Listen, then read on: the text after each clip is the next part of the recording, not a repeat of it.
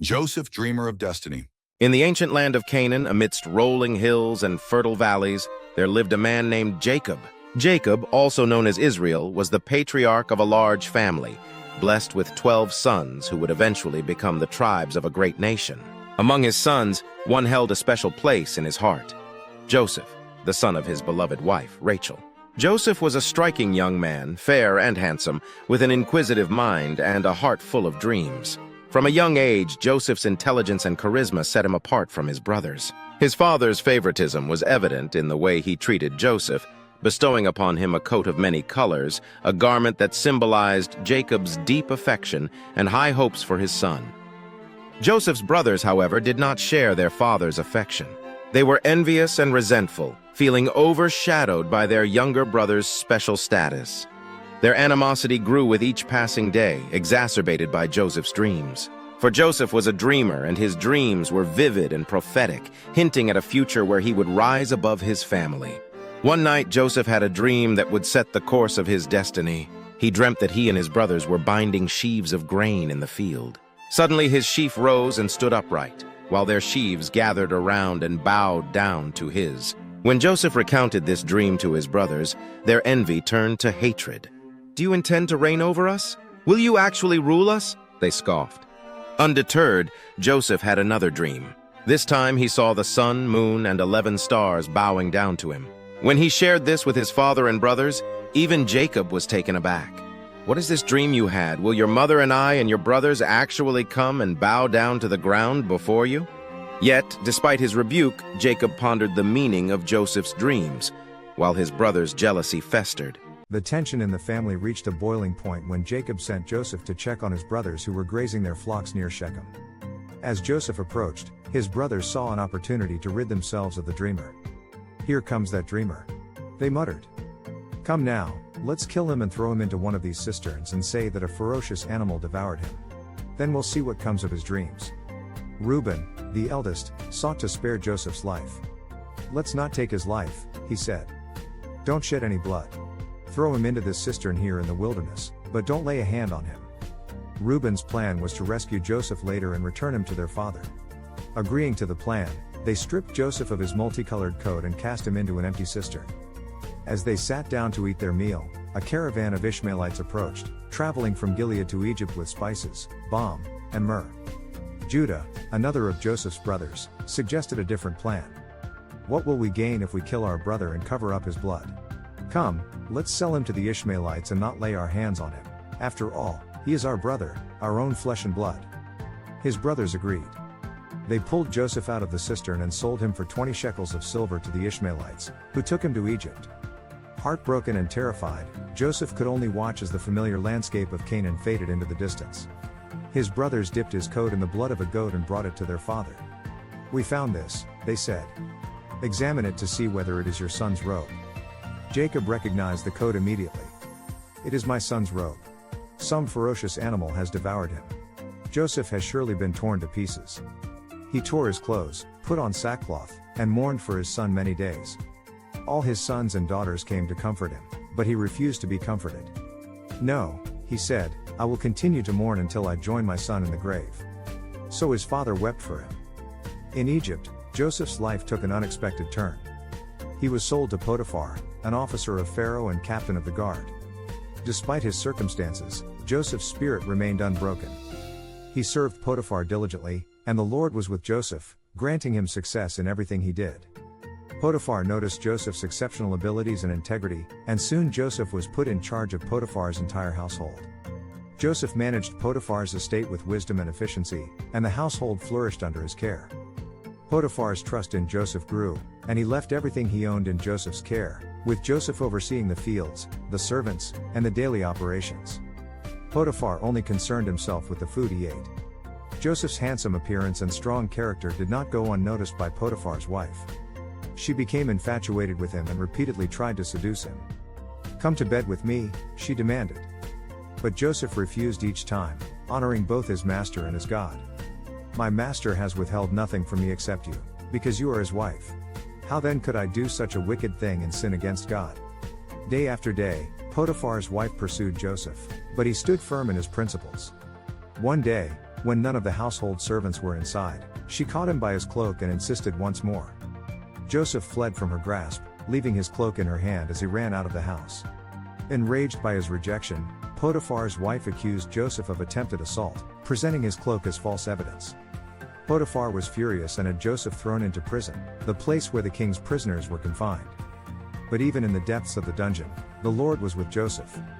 He granted Joseph favor in the eyes of the prison warden, who put him in charge of all the prisoners and the daily operations of the prison. The warden paid no attention to anything under Joseph's care, because the Lord was with Joseph and gave him success in whatever he did.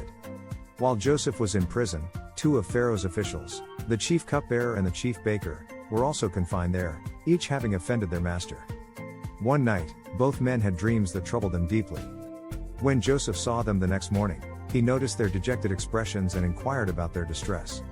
"We both had dreams," they replied, "but there is no one to interpret them." Joseph said to them, "Do not interpretations belong to God? Tell me your dreams." The chief cupbearer spoke first. "In my dream, I saw a vine in front of me, and on the vine were 3 branches. As soon as it budded, it blossomed, and its clusters ripened into grapes.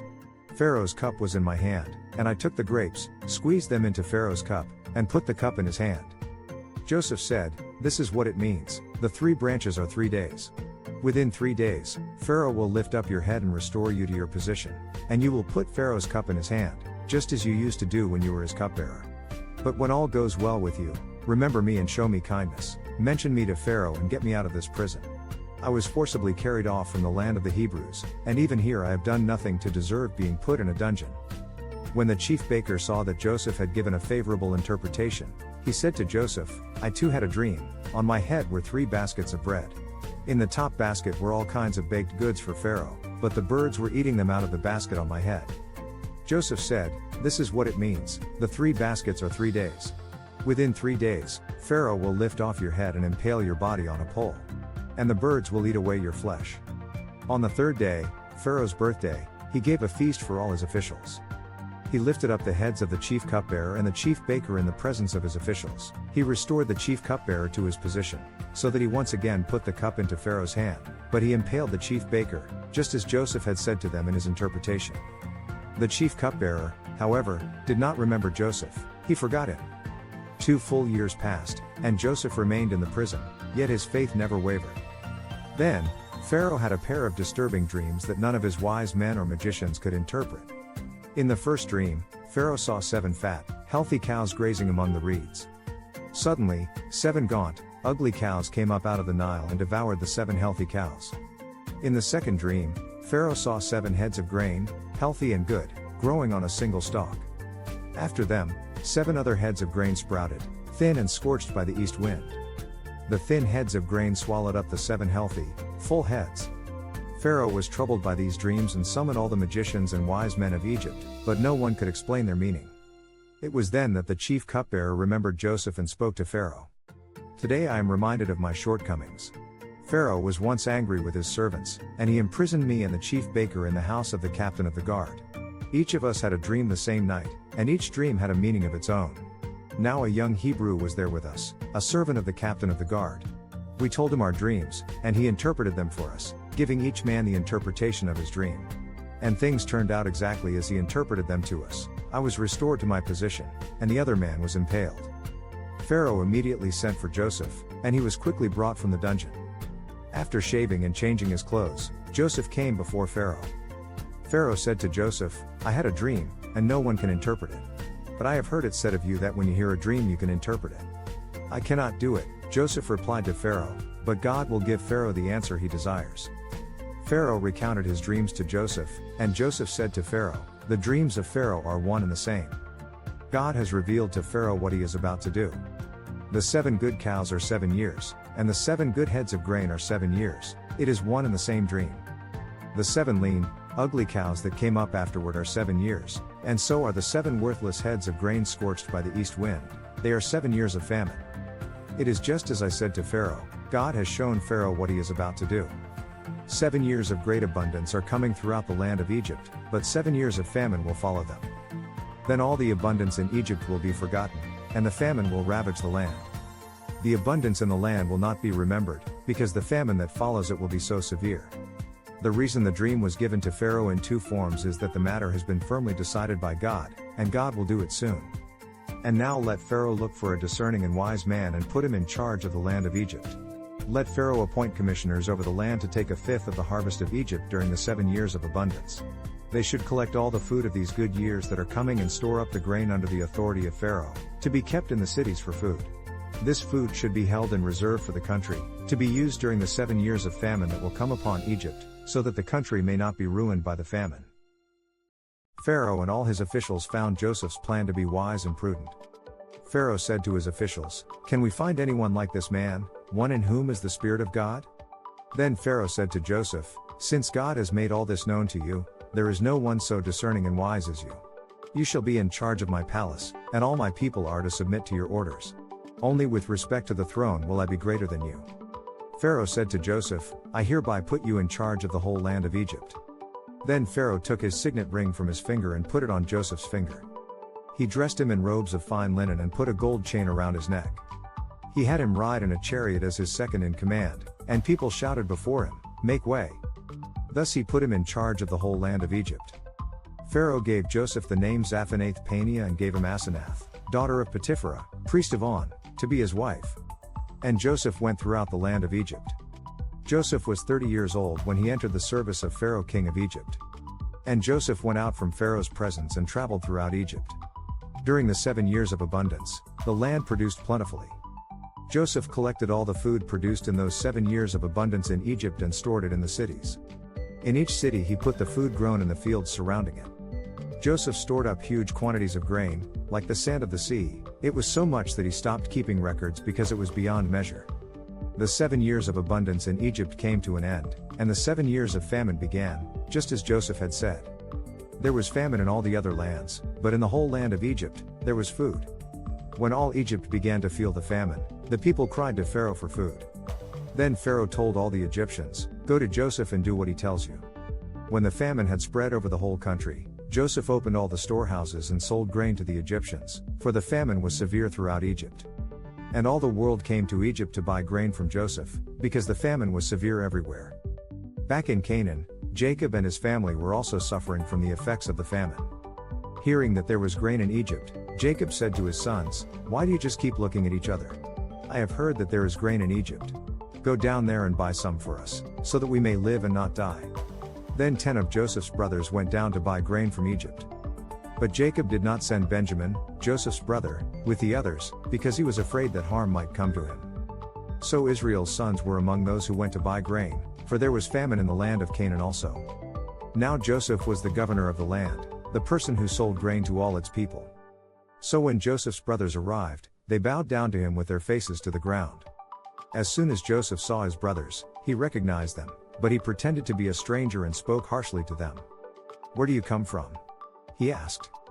"From the land of Canaan," they replied, "to buy food." Although Joseph recognized his brothers, they did not recognize him. Then he remembered his dreams about them and said to them, "You are spies. You have come to see where our land is unprotected." "No, my lord," they answered. "Your servants have come to buy food. We are all the sons of one man. Your servants are honest men, not spies." "No," he said to them. "You have come to see where our land is unprotected." But they replied, "Your servants were 12 brothers, the sons of one man, who lives in the land of Canaan. The youngest is now with our father, and one is no more." Joseph said to them, "It is just as I told you, you are spies. And this is how you will be tested, as surely as Pharaoh lives, you will not leave this place unless your youngest brother comes here.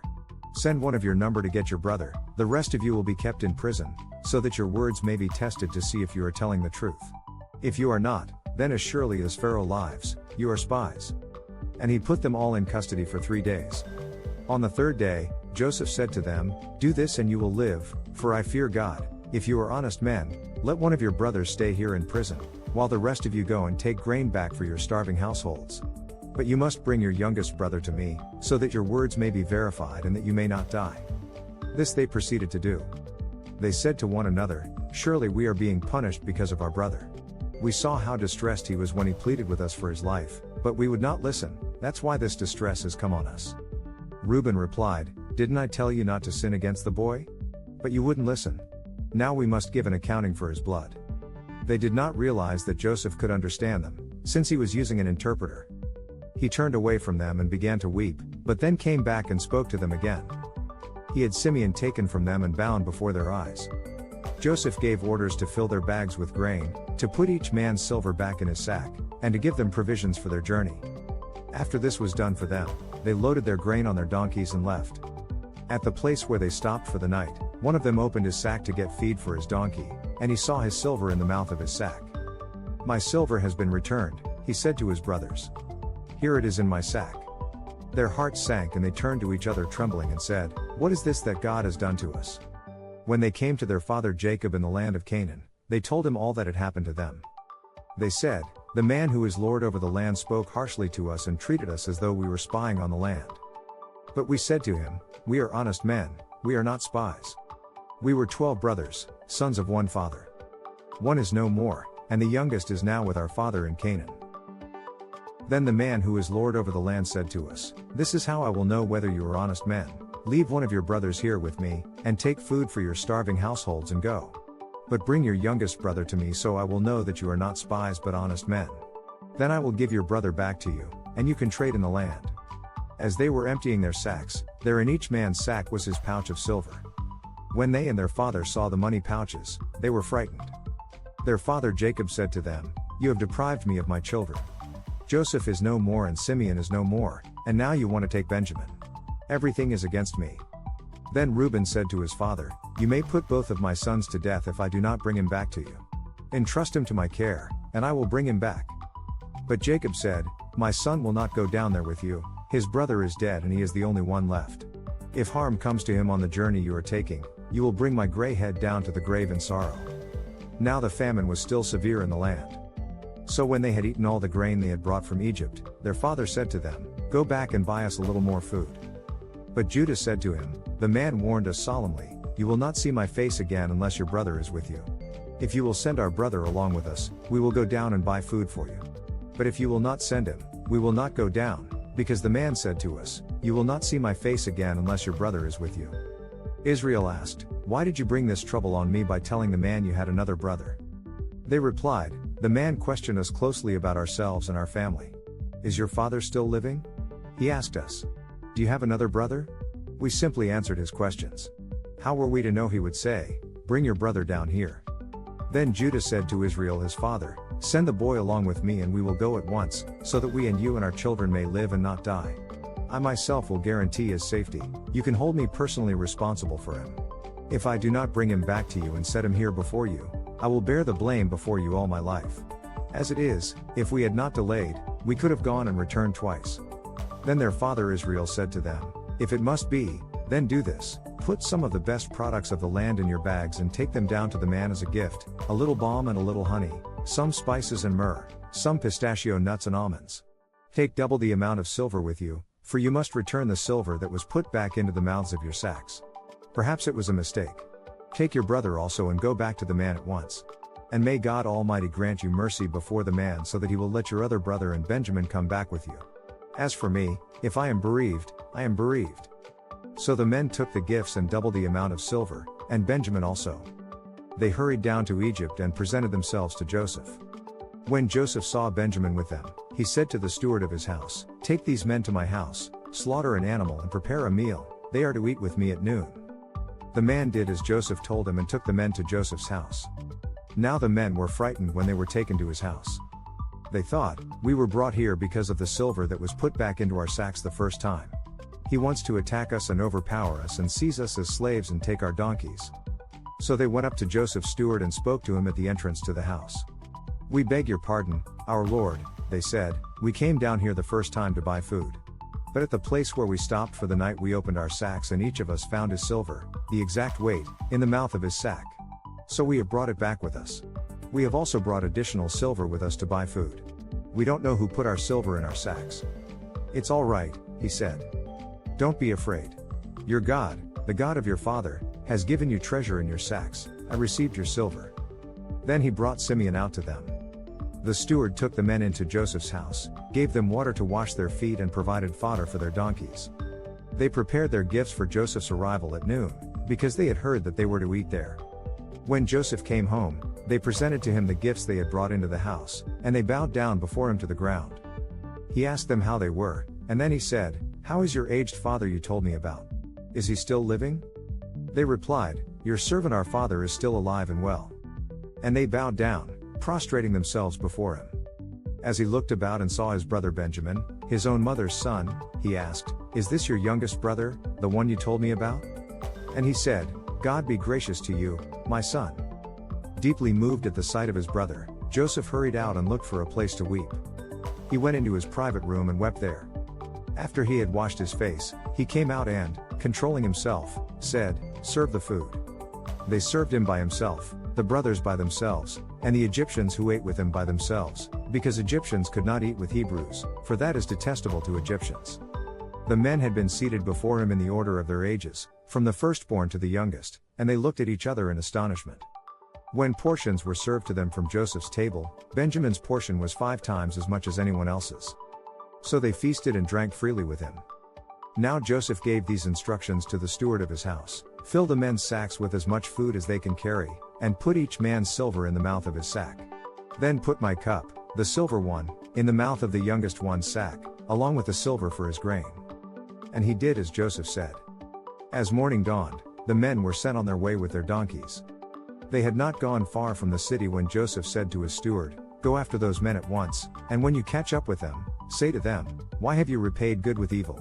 Isn't this the cup my master drinks from and also uses for divination? This is a wicked thing you have done.'" When he caught up with them, he repeated these words to them. But they said to him, "Why does my lord say such things?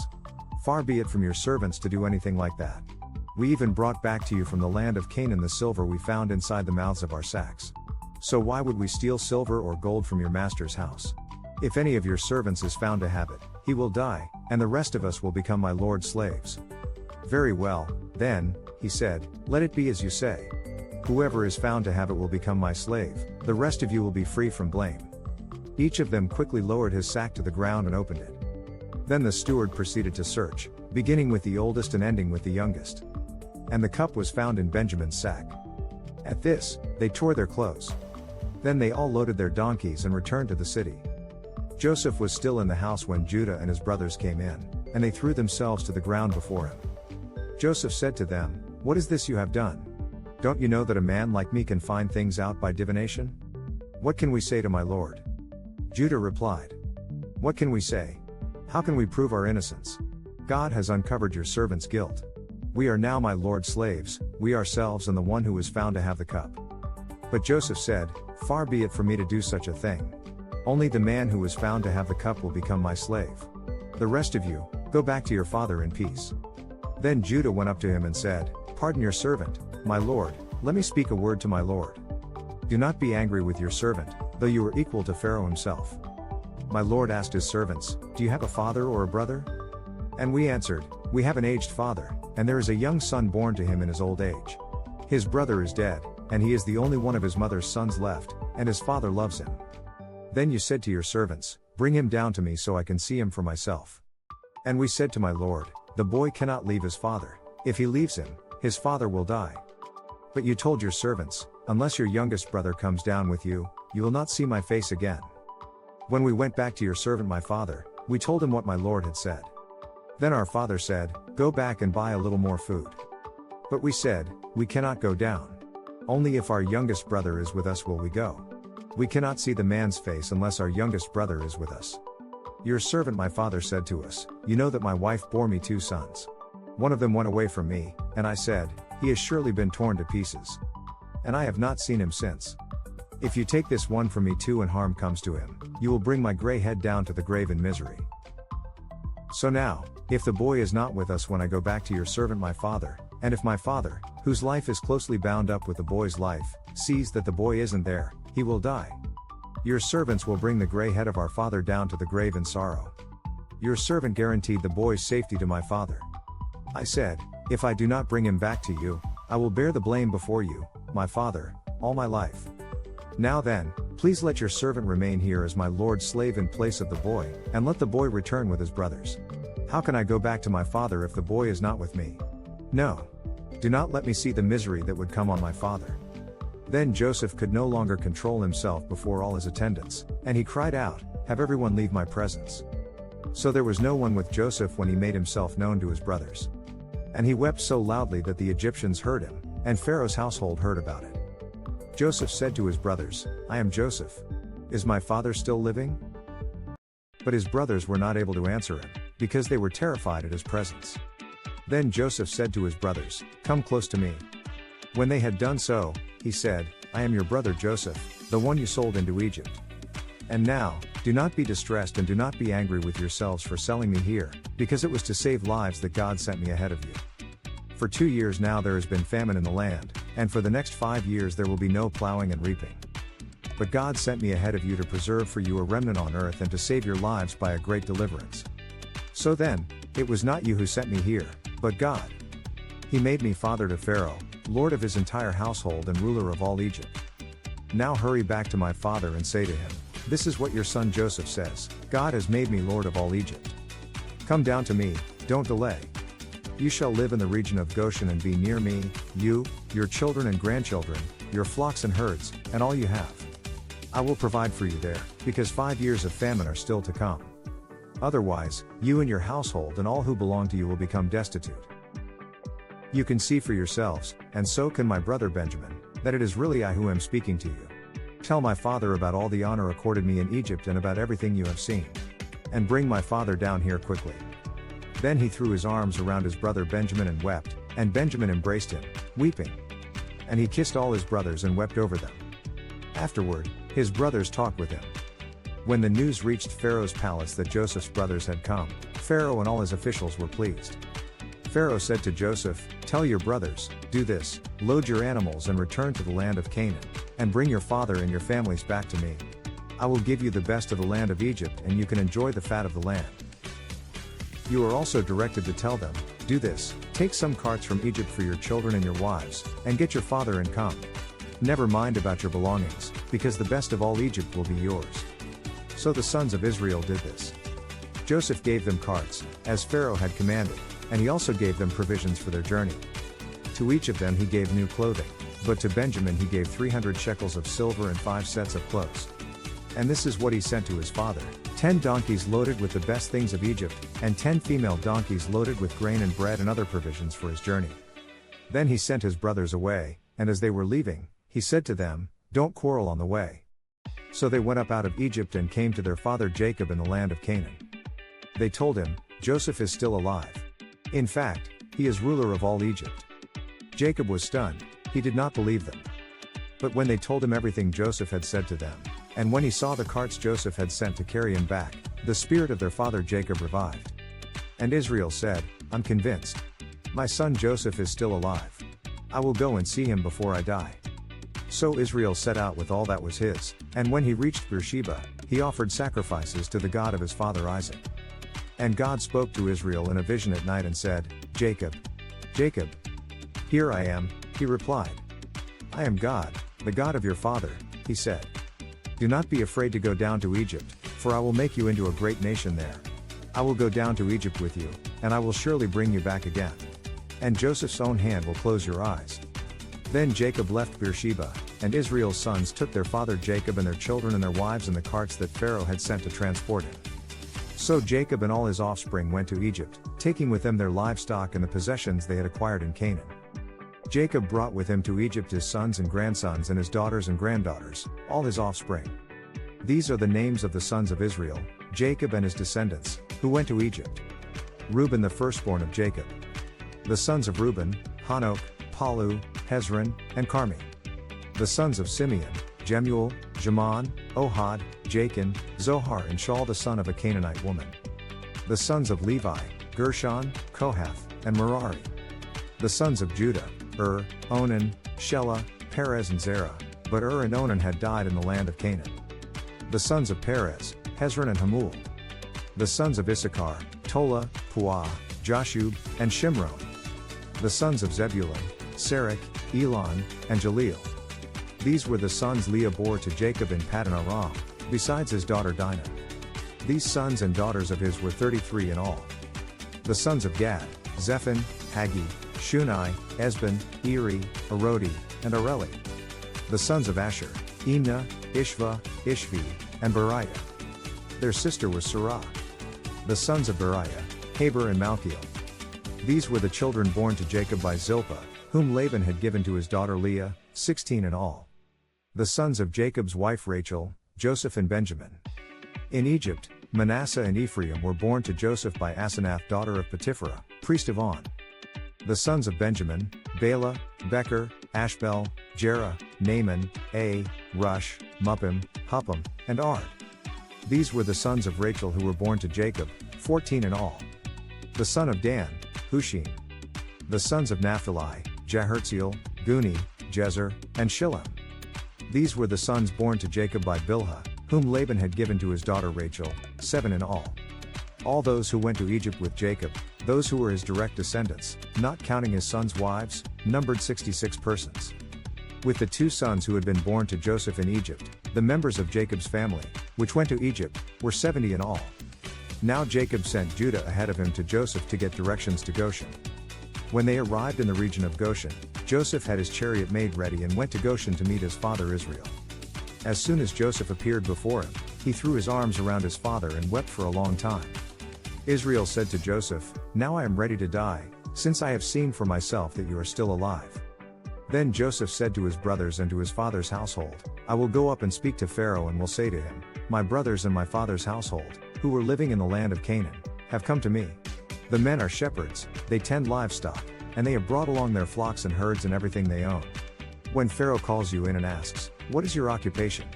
you should answer, 'Your servants have tended livestock from our boyhood on, just as our fathers did.'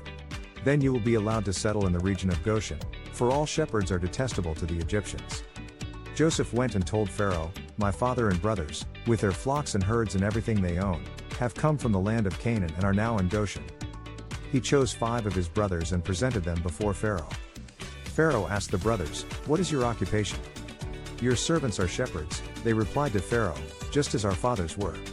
They also said to him, "We have come to live here for a while, because the famine is severe in Canaan and your servants' flocks have no pasture. So now, please let your servants settle in Goshen." Pharaoh said to Joseph, "Your father and your brothers have come to you, and the land of Egypt is before you. Settle your father and your brothers in the best part of the land. Let them live in Goshen. And if you know of any among them with special ability, put them in charge of my own livestock." Then Joseph brought his father Jacob in and presented him before Pharaoh. After Jacob blessed Pharaoh, Pharaoh asked him, "How old are you?" And Jacob said to Pharaoh, "The years of my pilgrimage are 130. My years have been few and difficult, and they do not equal the years of the pilgrimage of my fathers." Then Jacob blessed Pharaoh and went out from his presence. So Joseph settled his father and his brothers in Egypt and gave them property in the best part of the land, the district of Ramesses, as Pharaoh directed. Joseph also provided his father and his brothers and all his father's household with food, according to the number of their children. There was no food, however, in the whole region because the famine was severe. Both Egypt and Canaan wasted away because of the famine. Joseph collected all the money that was to be found in Egypt and Canaan in payment for the grain they were buying, and he brought it to Pharaoh's palace. When the money of the people of Egypt and Canaan was gone, all Egypt came to Joseph and said, "Give us food. Why should we die before your eyes? Our money is all gone." "Then bring your livestock," said Joseph. "I will sell you food in exchange for your livestock, since your money is gone." So they brought their livestock to Joseph, and he gave them food in exchange for their horses, their sheep and goats, their cattle and donkeys. And he brought them through that year with food in exchange for all their livestock. When that year was over, they came to him the following year and said, "We cannot hide from our lord the fact that since our money is gone and our livestock belongs to you, there is nothing left for our lord except our bodies and our land. Why should we perish before your eyes, we and our land as well? Buy us and our land in exchange for food, and we with our land will be in bondage to Pharaoh. Give us seed so that we may live and not die, and that the land may not become desolate." So Joseph bought all the land in Egypt for Pharaoh. The Egyptians, one and all, sold their fields, because the famine was too severe for them. The land became Pharaoh's, and Joseph reduced the people to servitude, from one end of Egypt to the other. However, he did not buy the land of the priests, because they received a regular allotment from Pharaoh and had food enough from the allotment Pharaoh gave them. That is why they did not sell their land. Joseph said to the people, "Now that I have bought you and your land today for Pharaoh, here is seed for you so you can plant the ground.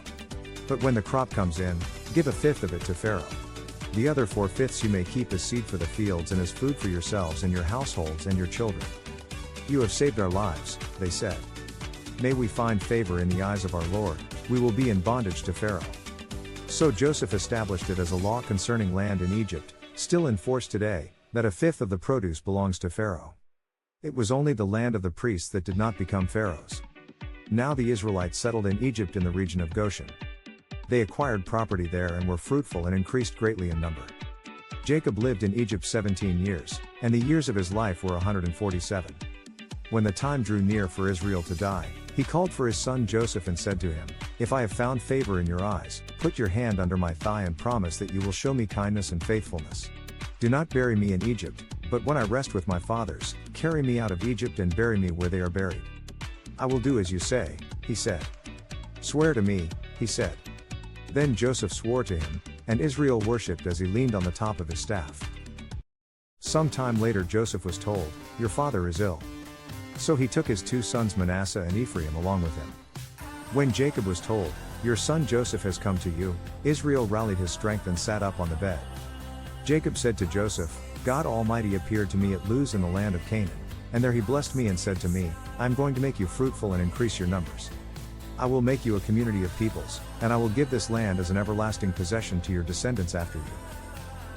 Now then, your 2 sons born to you in Egypt before I came to you here will be reckoned as mine. Ephraim and Manasseh will be mine, just as Reuben and Simeon are mine. Any children born to you after them will be yours. In the territory they inherit they will be reckoned under the names of their brothers. As I was returning from Paddan, to my sorrow Rachel died in the land of Canaan while we were still on the way, a little distance from Ephrat. So I buried her there beside the road to Ephrat, that is, Bethlehem." When Israel saw the sons of Joseph, he asked, "Who are these?" "They are the sons God has given me here," Joseph said to his father. Then Israel said, "Bring them to me so I may bless them." Now Israel's eyes were failing because of old age, and he could hardly see. So Joseph brought his sons close to him, and his father kissed them and embraced them. Israel said to Joseph, "I never expected to see your face again, and now God has allowed me to see your children too." Then Joseph removed them from Israel's knees and bowed down with his face to the ground. And Joseph took both of them, Ephraim on his right toward Israel's left hand and Manasseh on his left toward Israel's right hand, and brought them close to him. But Israel reached out his right hand and put it on Ephraim's head, though he was the younger, and crossing his arms, he put his left hand on Manasseh's head, even though Manasseh was the firstborn. Then he blessed Joseph and said, "May the God before whom my fathers Abraham and Isaac walked faithfully, the God who has been my shepherd all my life to this day, the angel who has delivered me from all harm, may he bless these boys. May they be called by my name and the names of my fathers Abraham and Isaac, and may they increase greatly on the earth." When Joseph saw his father placing his right hand on Ephraim's head he was displeased, so he took hold of his father's hand to move it from Ephraim's head to Manasseh's head. Joseph said to him, "No, my father, this one is the firstborn, put your right hand on his head." But his father refused and said, "I know, my son, I know. He too will become a people, and he too will become great. Nevertheless, his younger brother will be greater than he, and his descendants will become a group of nations." He blessed them that day and said, "In your name will Israel pronounce this blessing, may God make you like Ephraim and Manasseh." So he put Ephraim ahead of Manasseh. Then Israel said to Joseph, "I am about to die, but God will be with you and take you back to the land of your fathers. And to you I give one more ridge of land than to your brothers, the ridge I took from the Amorites with my sword and my bow." Then Jacob called for his sons and said, "Gather around so I can tell you what will happen to you in days to come. Assemble and listen, sons of Jacob, listen to your father Israel. Reuben, you are my firstborn, my might, the first sign of my strength, excelling in honor, excelling in power. Turbulent as the waters, you will no longer excel, for you went up onto your father's bed, onto my couch and defiled it. Simeon and Levi are brothers, their swords are weapons of violence. Let me not enter their council, let me not join their assembly, for they have killed men in their anger and hamstrung oxen as they pleased. Cursed be their anger, so fierce, and their fury, so cruel. I will scatter them in Jacob and disperse them in Israel. Judah, your brothers will praise you, your hand will be on the neck of your enemies, your father's sons will bow down to you. You are a lion's cub, Judah, you return from the prey, my son. Like a lion he crouches and lies down, like a lioness, who dares to rouse him? The scepter will not depart from Judah, nor the ruler's staff from between his feet, until he to whom it belongs shall come, and the obedience of the nations shall be his. He will tether his donkey to a vine, his colt to the choicest branch, he will wash his garments in wine, his robes in the blood of grapes.